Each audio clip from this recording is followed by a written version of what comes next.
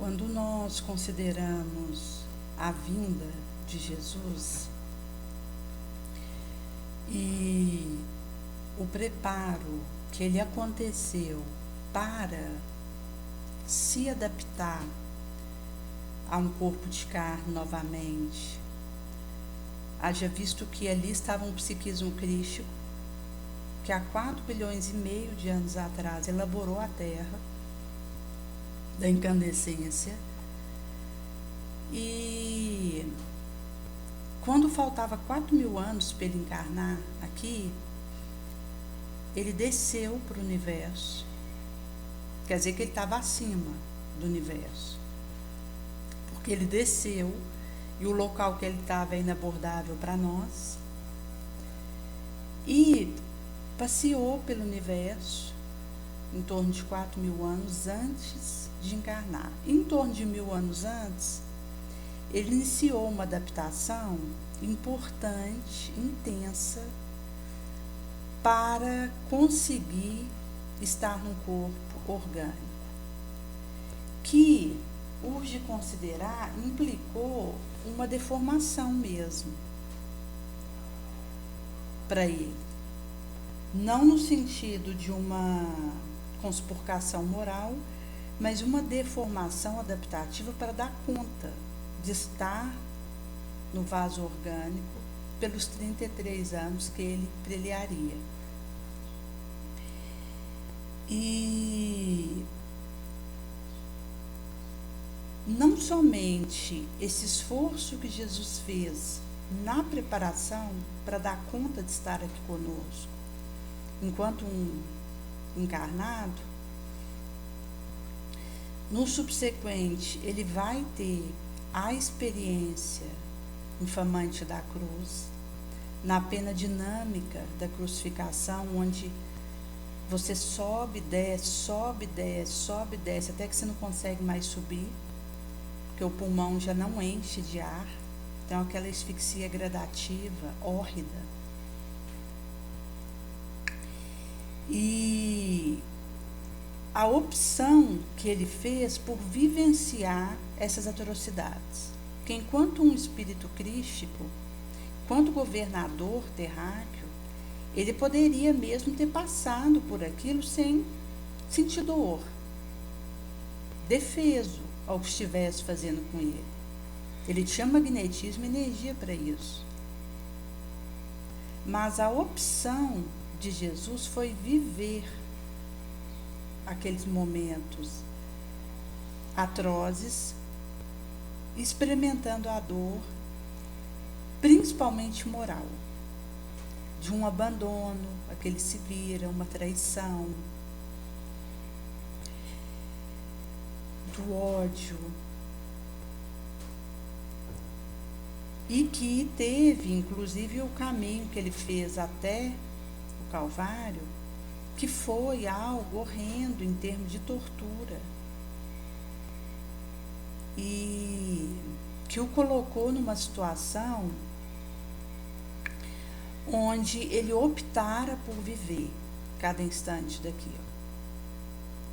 Inclusive, quando Maria ficou sabendo que ele havia sido preso, por intermédio de João, que foram até a casa dela avisar, ela resolve ir até o local em que ele estava, e um guarda romano a empurra, ela bate com a cabeça numa pedra, começa a sangrar, senta nessa pedra e fica ali, aguardando, sabendo que Jesus estava lá dentro, naturalmente sendo açoitado, ferido.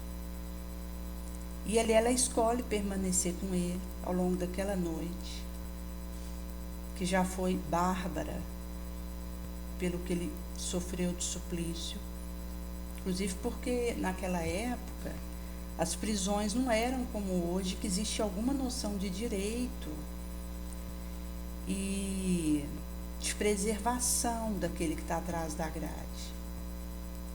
E mesmo recentemente sabemos que existem transgressões da situação, onde seja um guarda agride esse algemado, ou mesmo dentro do presídio acontece briga, facção.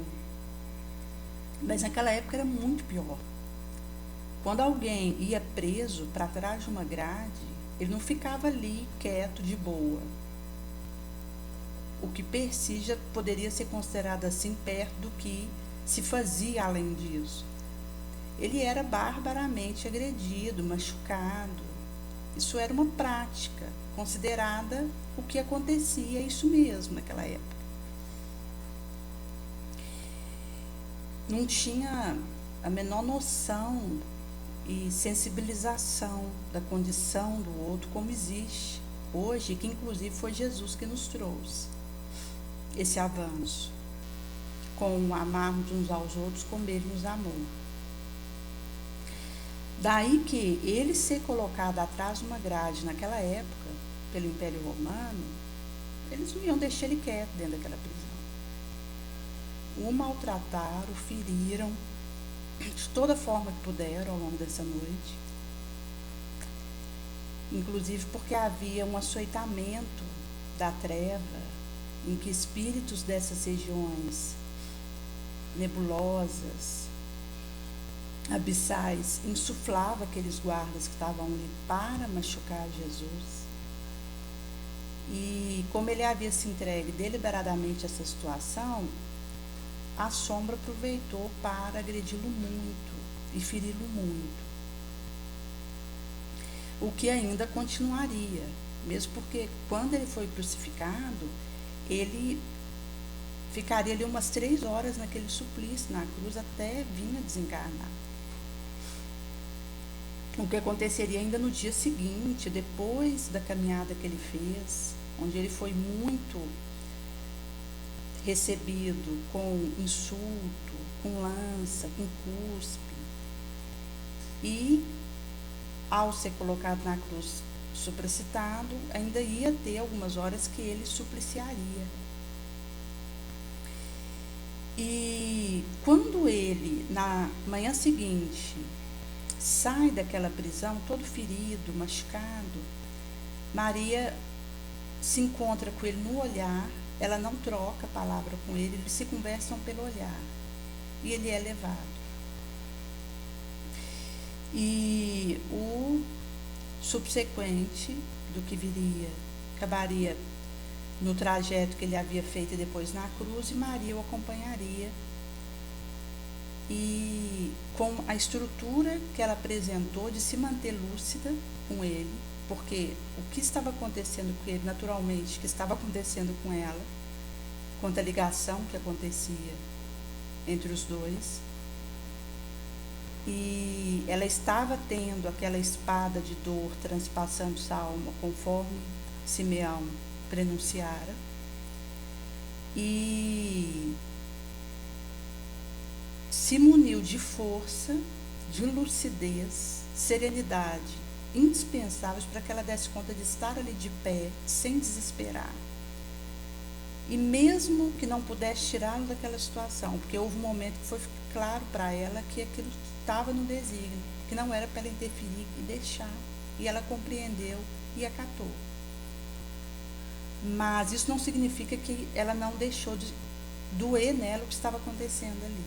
Daí ela sobrepôs com esse heroísmo que a permitiu, nesses instantes, poder estar ali com ele, aliviar de alguma forma que ele vivia, com a sua presença ali que fosse.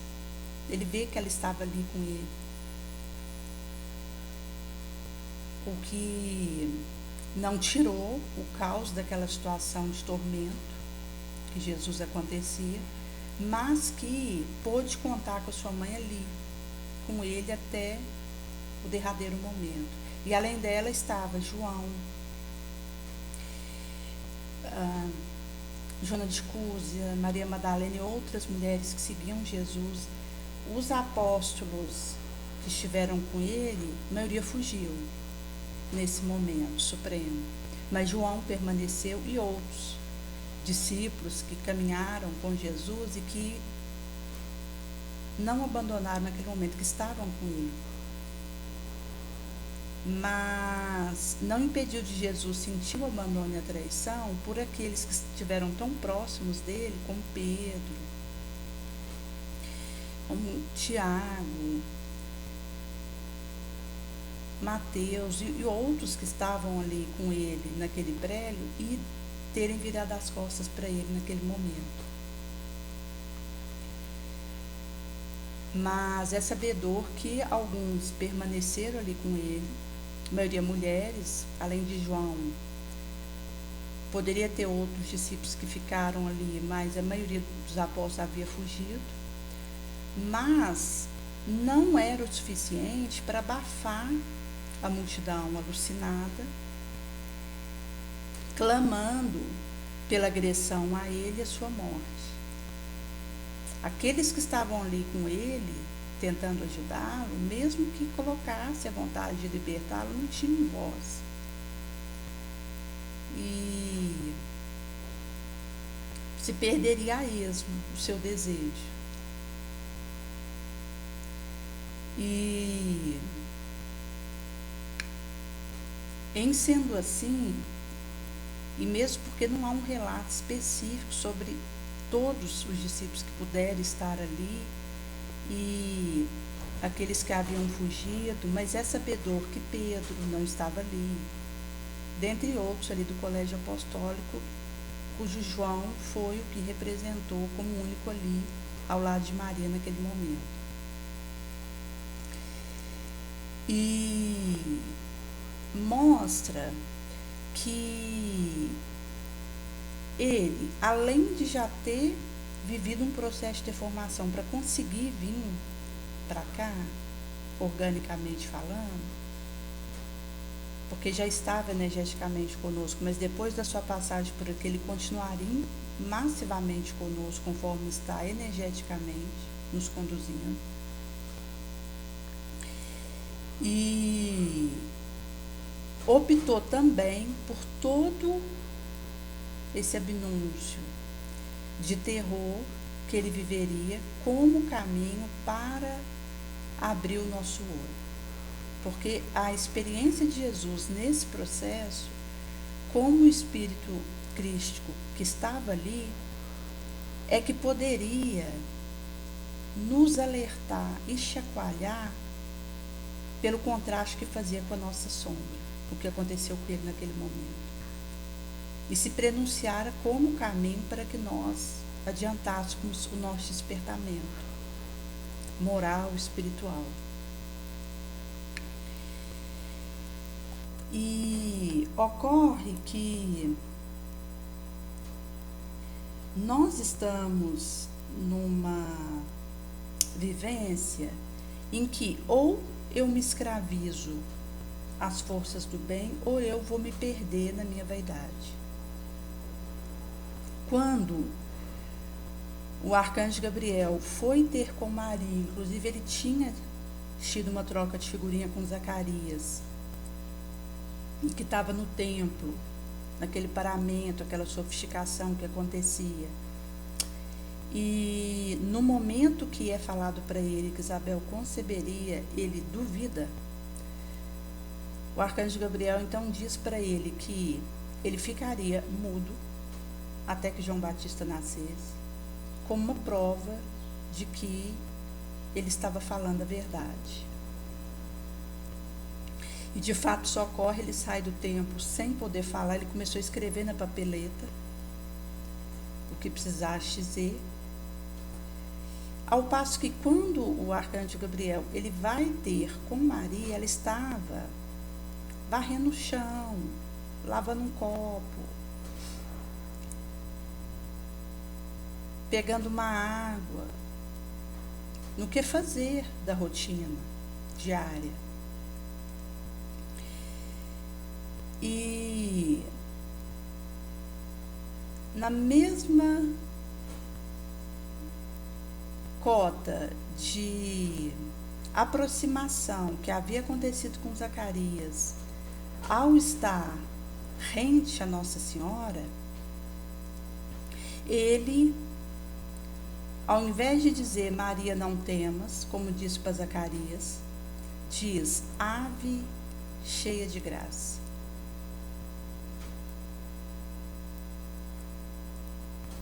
E ao invés de ter uma dúvida como resposta, conforme Zacarias preliara, Maria retorna: eis aqui a escrava do Senhor, faça-se em mim segundo a sua palavra. E mostra esse espírito angélico, Nossa Senhora, ali com seus 15, 16 anos, já com essa entrega, que sabemos não era um espírito terráqueo, tinha vindo de uma outra região luminosa, naturalmente. Consta que seria a estrela do grande cão, na constelação de Sírius, do qual ela partira para vir ter conosco encarnada, junto com João, Buda e outros luminares. E ela, ao falar isso, descerra uma abertura que não é visto na Bíblia. O único momento em que é colocado sobre seu servo foi Deus que havia falado para Moisés, mas que não teve a confirmação dele. Maria, ao dizer, eis aqui a escrava do Senhor, faça-se em mim segundo a sua palavra, ela vai afluxar a superioridade moral desse espírito, que fora preparado também, conforme Jesus preparou em termos de adaptação para vir para o corpo de carne. Ela naturalmente recebeu uma investidura colossal para que pudesse seguir essa missão que fora dada a ela e que tinha a ver com a sua envergadura espiritual, visto que era um espírito que trabalhava nas regiões sombrias do astral e que já tinha uma viagem de Evos nesse trabalho, e que por esse acolhimento dela e essa caridade em ação for escolhida por Jesus para assumir esse lugar. E ela questiona como aconteceria, porque ela não conhecia o homem, e estipula-se que era órfã de pai e mãe nessa época. Ela havia crescido como órfã, com certeza ela deve ter perdido os pais pequena, e que tivera aí uma participação de Isabel e Zacarias em alguns anos em que ela morou com eles. Por isso, quando ela fica sabendo que daria à luz a Jesus, ela vai, ao invés de procurar a sua mãe, ela vai procurar Isabel, conforme for avisado que ela também estava grávida. Aí que ela foi mesmo, visto que ela já era idosa, essa prima Isabel, e precisaria da sua ajuda, pela ligação que já havia entre ambas. Inclusive cogita-se que Isabel seja a mesma do espírito de Veneranda, que é relatado na coleção A Vida no Mundo Espiritual, e que era a mentora de Chico Xavier para a área da assistência social, trabalho de benemerência, e que orientou ele a dar o pão aos pobres, cujo trabalho ele começou a partir desse descerro dela e não mais parou enquanto ele esteve encarnado aqui. E então vai se suceder o desenrolar dos fatos, onde ela vai ter com Isabel, o filho treme no ventre de Isabel quando Maria chega, que já sabia que estava grávida do Messias, enquanto a situação de Maria. E, de fato, conforme o arcanjo Gabriel havia preliado, depois, no nascimento de João Batista, Zacarias volta a falar e mostra essa escravização voluntária de Maria ao bem. Quando ela diz desse desejo de ser a escrava, a serva do Senhor, era algo que ela já havia se colocado nessa condição, por isso ela derramou aquilo ali. Não foi algo que ela improvisaria para aquele momento, mas que ela transtornou ao que vivia. Essa escravização voluntária ao bem, a Deus. E quando foi ela escolhida para assumir essa missão e havia sido notificada no astral, e feito o acordado com ela, até para ver o seu desejo e a anuência com aquilo que havia sido proposto a ela havia feito o pedido de ser apagada, para não ser colocada acima das outras garotas. E, como única condição, ela colocou para que o que ela tivesse conhecimento até ali, de saber, que apagasse, mas que se ela pudesse pedir a permanência de uma única virtude, que seria a capacidade de amar. E de fato foi o que ela fez abundantemente quando nos acolheu, e o trabalho mesmo que ela fazia no astral, ela continua ainda mais intensamente nessa região aqui terráquea, quando vai buscar Judas, que havia suicidado depois de entregar Jesus por 30 moedas. 13 anos depois da crucificação do Cristo, em que Maria desencarna, e vai até a região onde Judas estava para resgatá-lo. Então mostra que ela continuou o trabalho com a região espiritual, mesmo encarnando aqui. Não houve uma interrupção, inclusive porque ela preparou. Quanto ela estava sendo gerada no útero da sua mãe, Ana, o seu espírito foi para regiões onde estavam havendo tramas hórridas para interceptar o seu caminho, porque já se tinha alguma percepção de que o Messias estava por vir, e de uma associação com ela mesma.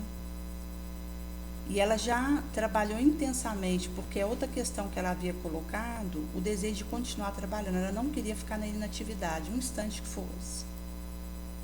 Então, mesmo durante o período que ela estava sendo gestada, foi concedido a ela continuar trabalhando nas regiões umbralinas e preparando o seu próprio nascimento, aquilo que ela viveria. E destacava-se algo nela, porque naquele período muitas moças acabavam dizendo que cada qual era a que receberia o Messias nos braços, como mãe, e ela silenciava em relação a isso, mesmo sabendo que ela daria à luz Jesus. Porque quando ela estava sendo gerada, os seus pais, Joaquim e Ana, foram avisados pelo arcanjo Gabriel, que os esclarece que Maria seria a mãe do Cristo. E eles não esconderam isso para Nossa Senhora. Desde pequena eles deixaram isso claro para ela, até para facilitar, para aquilo que ela precisaria se preparar, para o que viria. E ela, mesmo sabedora de que era aqui geraria Jesus, ela silenciava. Ia para o templo e acabava que se destacava, mesmo no esforço enorme de se apagar, desde antes de vir que ela tentou. E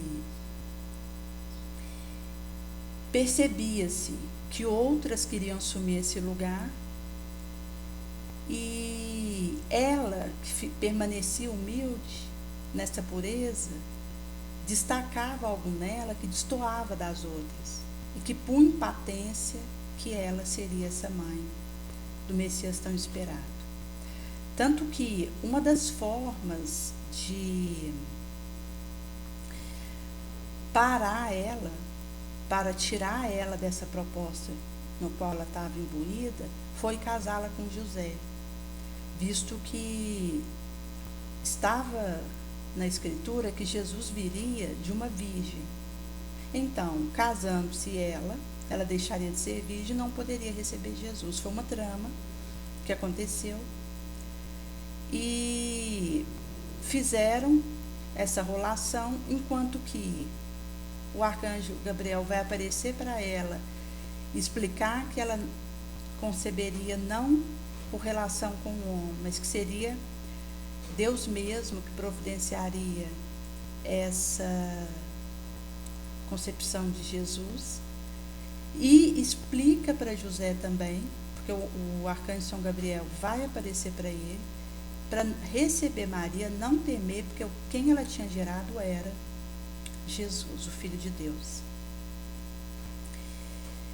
E, em sendo assim, ela é retirada dessa armadilha que armaram para ela, até com risco de vir a ser morta, apedrejada, que era a pena inamovível para quem traísse no relacionamento ali conjugal, considerando a mulher e como ela era vista naquela época.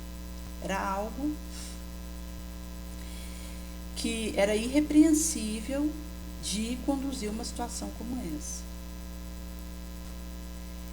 E ela é então livre, enquanto retirada dessa situação, pode dar luz a Jesus, mas as dificuldades pelas quais eles passariam estava só começando.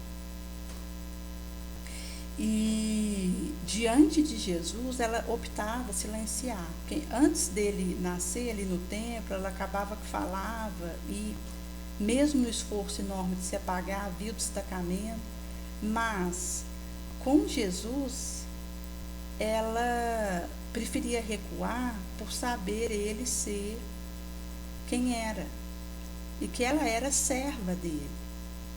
Então ela preferia fazer essa retirada da sua figura para que ele pudesse crescer. E isso inclusive explica porque tem tão pouco relato sobre Maria. No Alcorão existe algumas colocações extras que não é encontrado no Evangelho.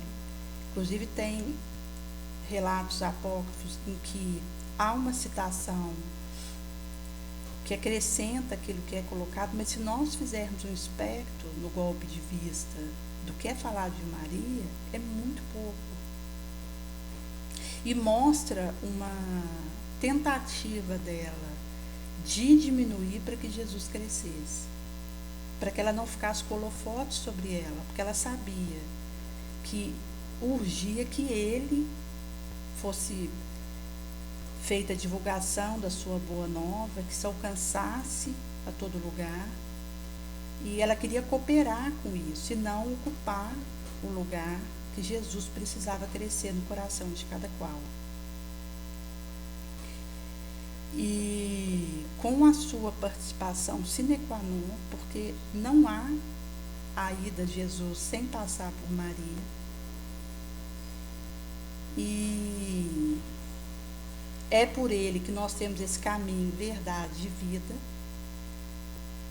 Ela permaneceria conosco como mãe de toda a humanidade, nos auxiliando. E vai dizer dessa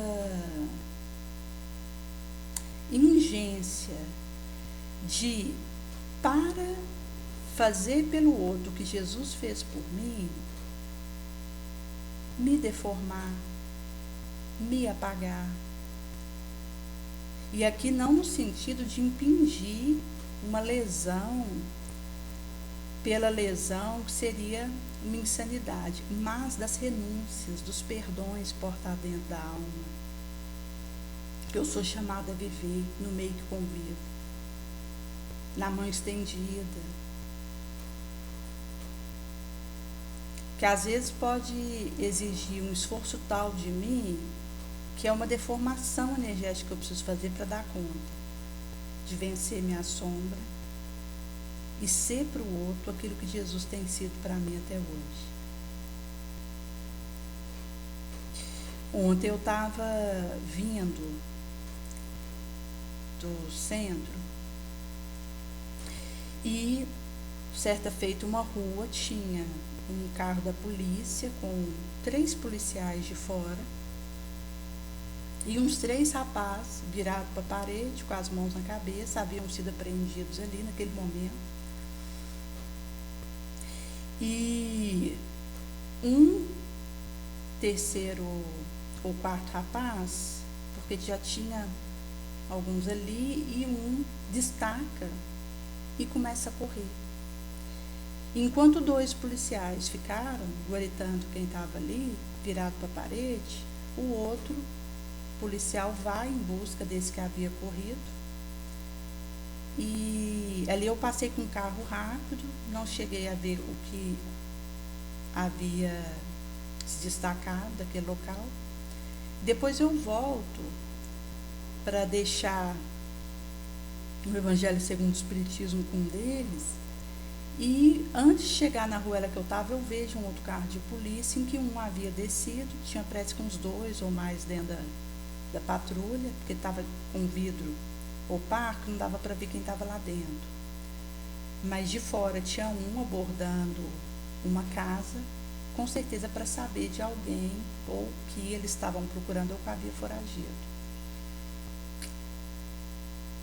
E outro dia, uma mãe de um rapaz que está preso havia comentado da visita que ela fez à penitenciária, que ele estava todo machucado, havia brigado dentro da prisão, e o olho estava roxo, que ela estava muito preocupada com a situação dele.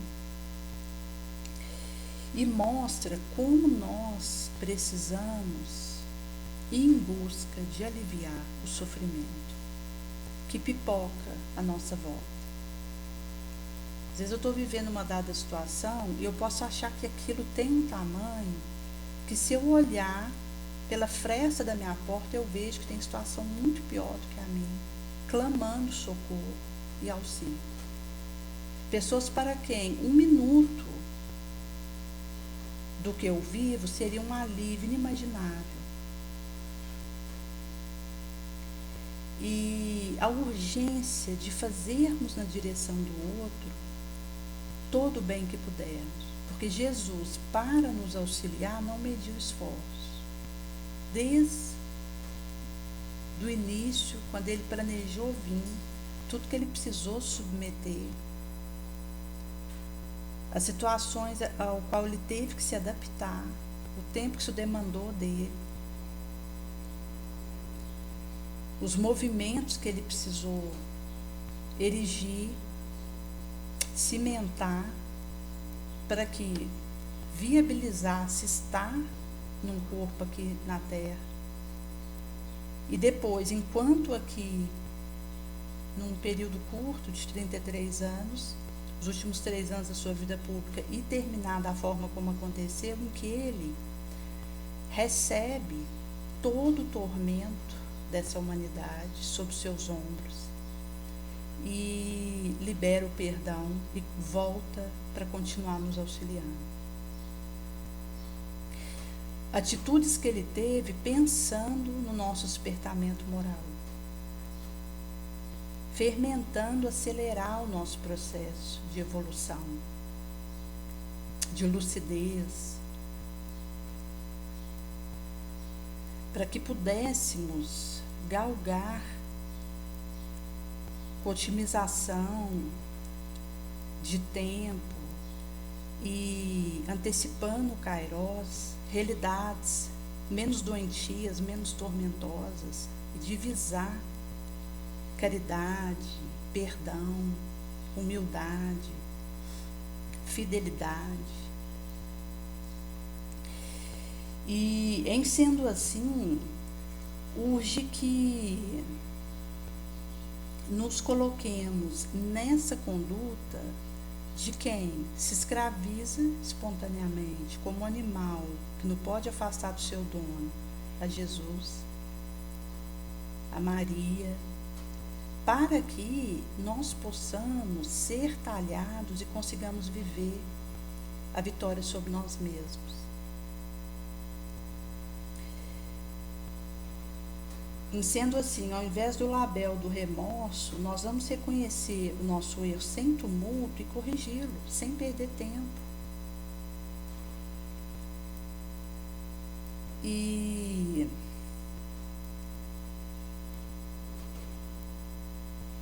é uma luz que deposita no nosso olho, que guarda no coração um laço espiritual para o momento da fome, onde nós tiramos os olhos de nós e vamos ao encontro da necessidade.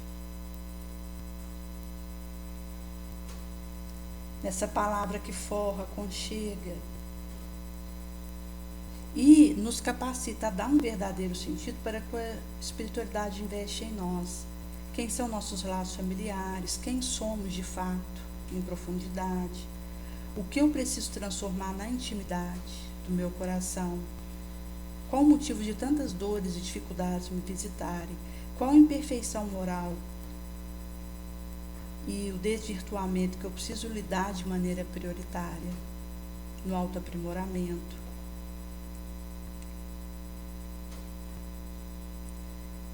E vai dizer de uma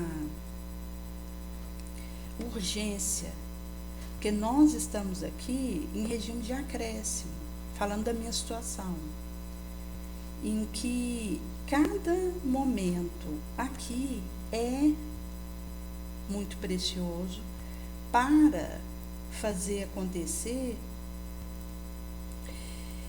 esse amor em ação que se manifesta na sua sublime aplicação ao inimigo, conforme vai dizer no Evangelho segundo o Espiritismo, capítulo amai os vossos inimigos. Porque quando eu tenho posse dessa capacidade de amar quem me prejudica, é uma das maiores vitórias que eu terei conseguido sobre o meu orgulho e sobre o meu egoísmo.